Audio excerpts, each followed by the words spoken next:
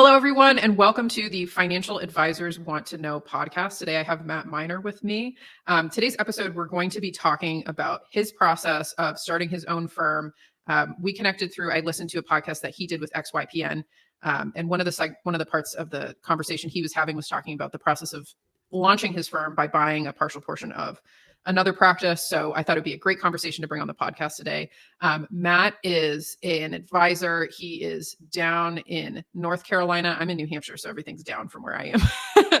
And he's the CEO and founder of Miner Wealth Management, which is an independent fee-only fiduciary advisor, and has a wealth of experience working with MBAs, entrepreneurs, and high-income clients all around the U.S. and creating plans that enable them to live prosperous lives now and in the future. So welcome, Matt. Thanks for coming onto the show.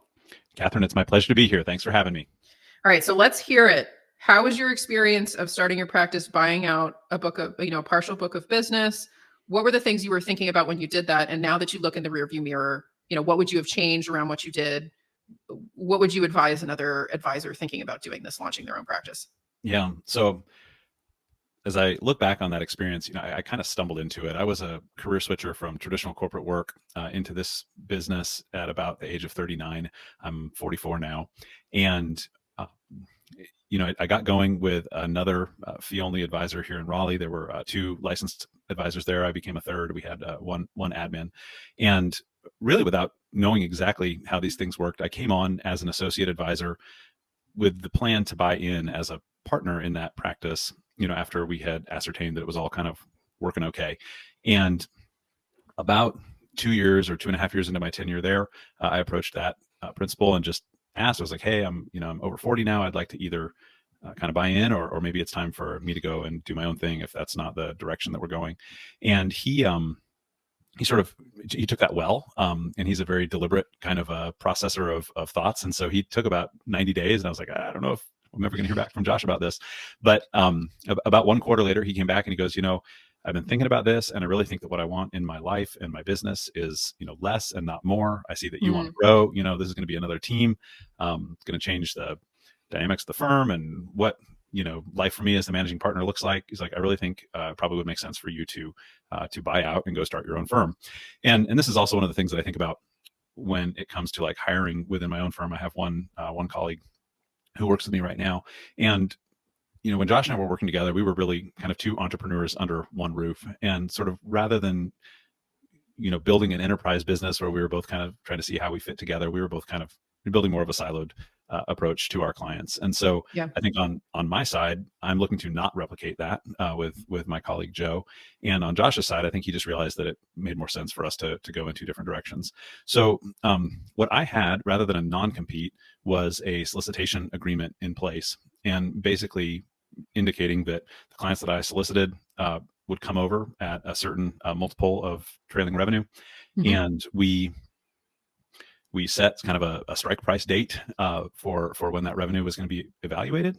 And then with his help and also our admin's help, began, informing these clients that I was going to be breaking away, starting my own firm, that the sending firm wanted to support the transition and make it as smooth as possible, and that everything was very amicable and happy. And, basically all of those clients ultimately came over. And it was, I think for me, as having had some admin support in the role before, the thing that hit me like a Mack truck was just what it took to actually move all of the accounts and to get everything working the way that I wanted in Schwab was a pretty overwhelming task. And that was only with about, I think, 24 households transitioned at the start. Definitely looking back, you asked me about that, to get some temporary help on those account transitions would be a thing that I would really go back and do. Yeah. But it all went pretty well. And I think that kind of the key ingredients there were the way that the employment contract was structured, being able to have kind of like open and honest conversations with one another. And then, just determining what the right long-term direction was going to be, both for the selling firm and for me as the acquirer. So happy to talk more, but that's kind of the background sketch. Yeah, that's great. And I think, a couple pieces that are worth kind of drilling into that come to the top of my mind is, it sounds like you were able to continue to maintain a really good relationship with Josh. Yeah, that's absolutely true. Because you were able to have that open communication and expectations. And did you have legal help with how you structured those agreements and things like that. When you were going through that structuring process, kind of what did you do? What do you wish you did? Yeah. If you could So I talk think about that more.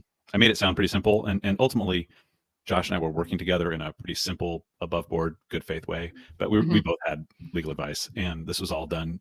Both the initial employment contract, his law firm and my attorney worked on that together, and ultimately the purchase agreement was worked on by the same two lawyers. And we, on the one hand, it was not one of those things where we were kind of like having to over lawyer it, but on the other hand, Mhm. it was meaningful for both of us, and so we wanted to get the details right and Yeah. write it down. And so would definitely say it is best to have these things spelled out. And it's also shocking now. I'm about 3 years into this. Something that seems so overwhelming and is very important as you go through it.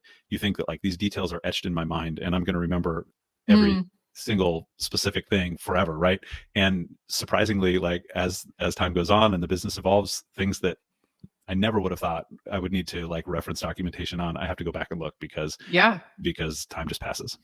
Yeah. No, that's a great point. And I guess the other piece that I'd love, I guess one takeaway from that I have seen time and time again with clients going through this, who are advisors considering what to structure. I think how you highlighted that is really excellent, where you can have a lot of trust in the relationship and have a lot of rapport with people, but just making sure that everything really is spelled out in the legal documents for what your expectations are so that there's no confusion around that. It doesn't say that you don't trust the other person. It's just having the communication be clear. So I really like how you emphasized that. One other question, with the client transitions, you said that it went really well. Everybody moved over, pretty happy. Can you speak to that a little more of how you did the communication to the clients around that? What are things that you maybe looking in the rear mirror, oh, maybe we should have done this a little different for people where they're in that same situation that you were in of, okay, I'm going to buy out a certain number of households. We have the good agreement in place. Talk about the transition process that you went through, from communication. And then I'd love after that, we can talk about kind of the admin support piece and just, what that would look like. But if you could talk to that a little bit, that'd be great. Yeah. So I actually have a friend in my mastermind group who's going through the same process right now. And as I look back on what I did, I was kind of trying to help him put a few things together. So, okay, here's what I did was I had kind of an initial script, and then I had an FAQ document, and Mhm. I kind of had like a what's coming next sort of a document. And so I phoned all these people personally and just said, hey, this is what's happening. We're going to make this as easy as we can. Here's what to expect. And as I look back on that, the thing that I would say I learned is about 80% of them are just going to be like, hey, you're the person that I signed up to work for. I understand that things change. So, send me what I need, and I'll sign it. And I do think another piece of that I was able to tell them was did not make any adjustments to fees at that time. I kept my Mhm. tech stack identical. So everything that they had been experiencing from a firm interaction standpoint just stayed consistent. And I think that I would recommend that. If you're on Orion, stay on Orion. And if you're on Redtail, stay on Redtail. And whatever you're using, like you can change it later. But during the Mhm. transition, just being able to tell people that no, what you've experienced is going to be what you continue to experience. So I think that'd be really good. Something I would change. I think I probably said more than I needed to in 80% of the cases. So I think saying a relatively small amount in that call, and that 20% of clients that has a lot of questions or whatever, they're going to go ahead and have their questions, but everybody else is just going to say, send me what I need to sign. And Mhm. so keep it short. And then the people who want a lot more detail, they'll let you know that that's what they want. And then you can provide that to them. So Yeah, that would that's be a great. couple of things I think back about. Yeah, and I think the last piece that I wanted to talk about, probably where you were saying like you had the biggest, so I wish I had done this a little bit differently with the actual administrative lift of getting but everybody onto, you're still in the same tech stack, but you're repopulating everything, having to move assets over, et cetera. Can you speak to that experience and just for people who, okay, we're just going to jump into it. I'll figure it out when we get there. What are some things that they should have in mind and some recommendations you have around kind of the administrative process of getting everybody moved over? So I think the way the timing worked out on this, I had no desire to change custodians, but the old firm was with TD, and Mhm. like a month before I made the transition, TD stopped issuing new rep codes. Right, the Schwab acquisition was a couple years, past announcement at that point, but they hadn't Mhm. combined. So I ended up having to fully repaper all accounts. And Mhm. anyone who's worked with Schwab's operations tools knows that Schwab is all about like compliance and bulletproofness, but is not necessarily about like easy to do business with or how can I help. And And then not having been responsible for my own operations work in the past, it just was a massive load that hit me. And I didn't have, I had help on the sending firm side, but I did not have help on the new firm side. That was all me at that point. So we were like fully repapering accounts. So what would I do differently? Well, if you could stick with the same custodian and just do this with an LPOA, that would be much easier than what I had to do, because even though these clients were technically going from Schwab to Schwab, platform wise, they were going from TD to Schwab, and it was a full repapering of every account. Okay. Then you probably, for folks know this in their own practice, some clients are going to want to do it all digital. Some clients are going to want to do it all paper, really thinking through that and using the onboarding process or the repapering process that's going to work best for that individual client, to not, stub your toe or make it harder for them than necessary. And, those would just be some things that and I would just say get help. This was 25 households for me. I think it amounted to 120 or 130 accounts. And then every account, has a transfer, an application, move money, and all IRAs or Roth IRAs require a tax withholding form on file. And so it was 4 documents for every account. So it's like 400 to 450, maybe some of them don't have those. Okay. So maybe it's 300 documents, but it was just a massive quantity. And even though each document is relatively simple, when it comes at you in that volume, it and when it's totally new, it wasn't great.